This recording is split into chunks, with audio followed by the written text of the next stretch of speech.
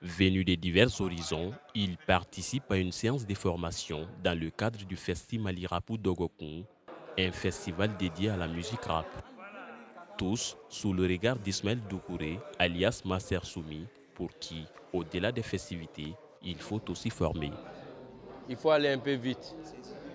Un rappeur bien formé peut contribuer à l'épanouissement des milliers et des milliers d'enfants, des milliers et des milliers de jeunes. Donc un rappeur, par exemple, qui est dépourvu de toutes ces connaissances-là, qui n'est pas outillé, qui ne sait même pas dans quoi il est, peut détruire l'avenir des milliers et des milliers de jeunes. Il doit être engagé. Une occasion pour permettre à ces jeunes artistes de mieux travailler leur contenu afin de produire des œuvres à la fois ludiques et éducatives. Pour Master Soumi, dont le style très engagé est considéré comme du rap conscient, à l'image des précurseurs du rap malien, c'est son apport en tant qu'aîné. Ce qui est à déplorer, c'est surtout au niveau du contenu, les messages. Aujourd'hui, on a constaté que beaucoup font la promotion de l'alcool, de la drogue.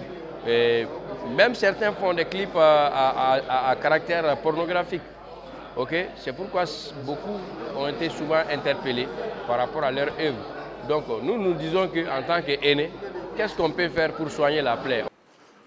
Maintenant, à une création, parce qu'il y a une génération qui a commencé, qui a été une génération qui a débuté le rap au Mali.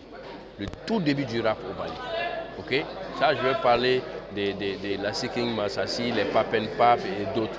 Donc après, et ils ont aussi été suivis par une autre génération qui s'appelle les Tatapans, les Fangafin, les Amkoulel, Zion B, Jatassia, etc. Zotoboy.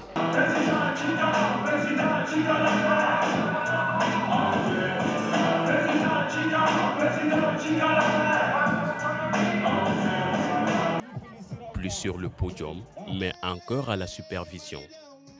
Amkoulel, un des ténors du rap malien des années 90, prend part à la prestation des jeunes formés la veille.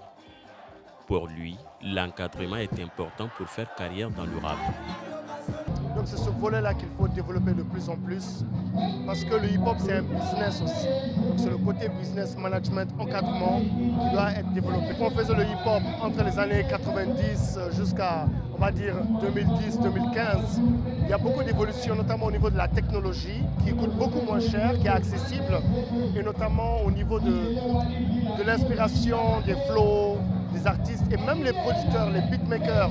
Parce qu'à notre époque, c'était très difficile de trouver des beatmakers qui connaissaient le hip-hop. Donc c'est pour ça qu'on était obligés nous-mêmes de devenir des beatmakers, de nous occuper de nos clips, nos styles, de tout, de A jusqu'à Z. Maintenant, avec très peu d'argent, on peut le faire, et puis il y a plein de compétences partout, mais il faut être super bon, parce que la compétition est là. Avant, il n'y avait pas autant de rappeurs, et puis le niveau n'était pas forcément aussi compétitif. Maintenant, tout le monde peut rapper, donc tu as intérêt à être super bon pour te faire remarquer. Plus de challenges pour l'actuelle génération, répartis entre divers styles.